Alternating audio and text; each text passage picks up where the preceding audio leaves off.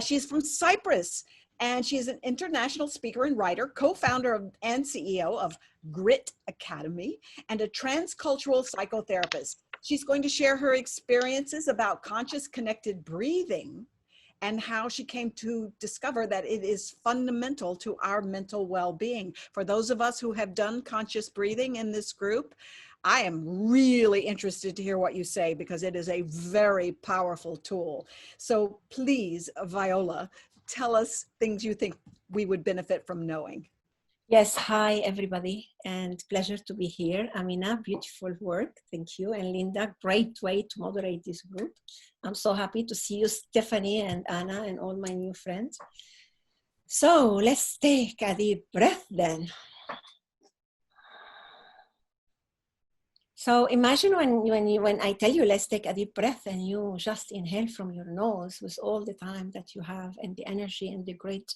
And when you exhale, exhale from your nose again, especially thinking that you have all the time of the world to do that. So let's do it again, because I notice some of you will just exhale like we don't have time and very shallow. So let's do it again. And let go. And I know everybody can do it. If I can do it with a lung affected, my left lung affected for many years of being a chain smoker, and breath work put me back to be able to breathe as much as I can, the best version of my lungs. So what I want to share with you today, that in early 90s, when I already had connections with meditation and some learning about the breathing, and already had many years in psychotherapy, because I wanted definitely to beat whatever is in me and transform my life. And I always say that was one of my major challenges in life, has been to get rid of that victimhood that I hold in me for so many years. And I thank you, Asia, for talking about grieving. I understand what you're talking about. I've been grieving my father for 30 years. My father passed away when I was 3 years old. And by the time of me being 33 in that coach of the psychoanalysis, I understood that, wow, I've been grieving nonstop. I could not talk about my father and about the loss of my first country and the second one without shaking like it was the first day.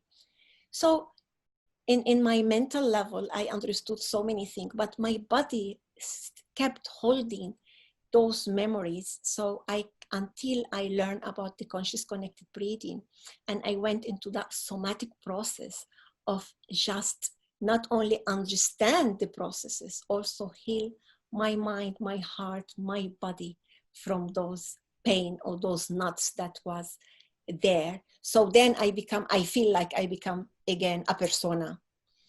And of course, in those years, I studied, I traveled, I have friends, I had lovers, I had a life. But you know, when you see your life, and here we are with Stephanie, that she's a filmmaker, I can imagine that it's like seeing your life through a camera, but in the opposite way, you know? It's like you're not part of the film, you're just seeing the film. So for me, when I experienced my first conscious connected breathing in early 90s, and I experienced in my own self, what is it to be vibrating with life, then I understood how dead I was for so many years.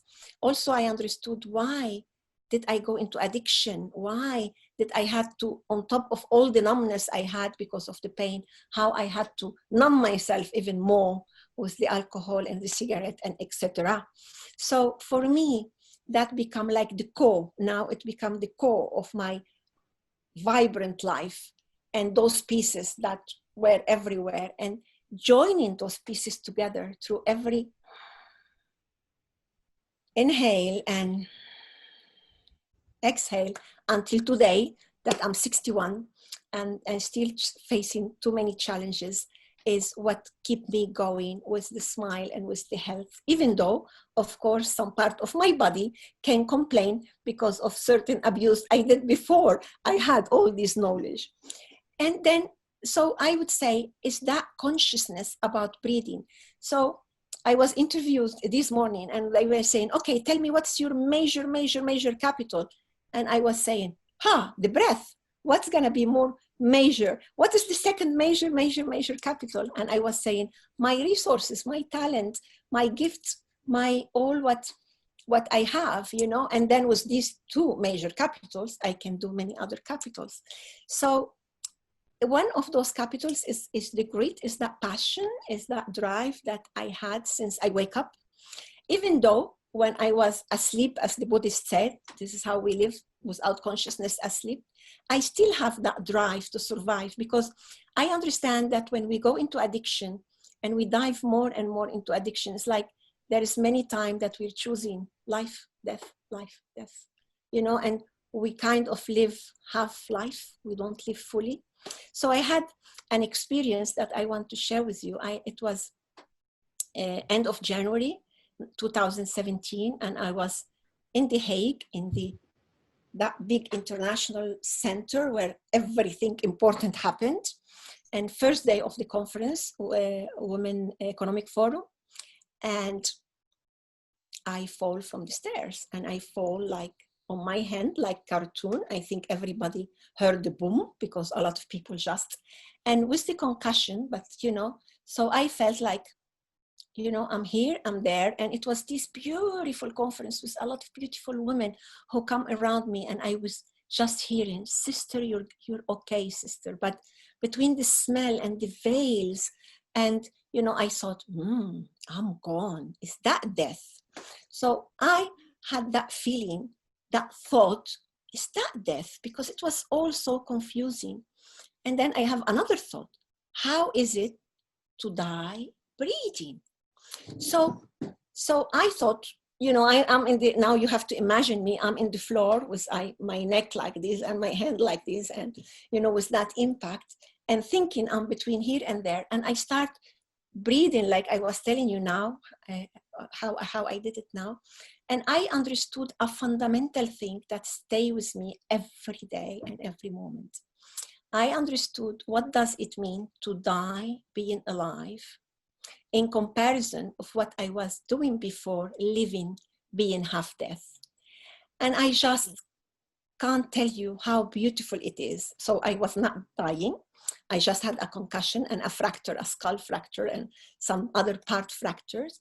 But since then, I think I cannot take the smile out of my face, because with many impacts that we have in life, and we have one very big yesterday, it's about how to be aligned in that wellness, connected with that major miracle of life, which is the breath, and the grit, that drive, that thing that connect me with life, to be able to face the event of life, being small event or being big events.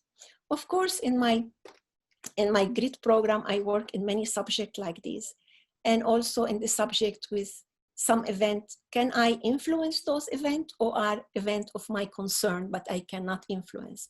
So being alive and being aware of what I can do, what I can't do, what I can influence, what I can't influence, connecting that force of life is what has kept me here alive with all these changes that my life have had since the beginning of life, and even before life. You know?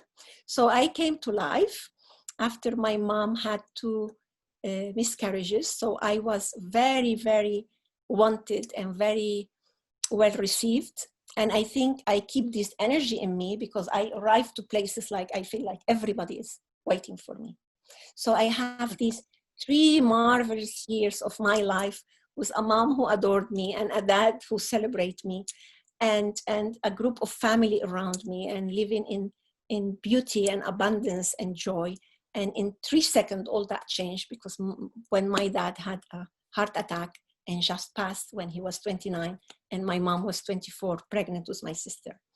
So life had since then to now have surprised me many, many times. The only difference that now I take care of that little child back then of 3 years old, froze. First of all, I think I was frozen for so many years. And then later, of course, I learned how to flight and how to fight. But I was this F, freeze, fight, and flight. I passed my teenage and my early 20s, and even arriving to my 30, until I managed to grab my grit and connect with this conscious connected breathing that nowadays I created one based on that called systemic breathing, and connected with life as I do nowadays, independently many times of what happened to us. So this is what I want to share with you.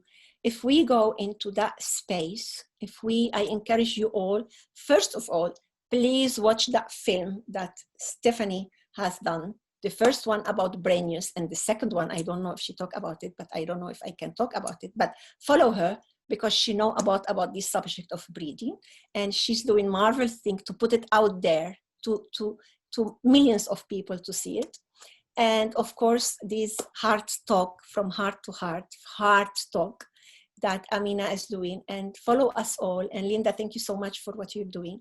I just want to tell you that please grasp, take back your power, reclaim your power, which is your breath, and don't just do that little breath or that limited breath.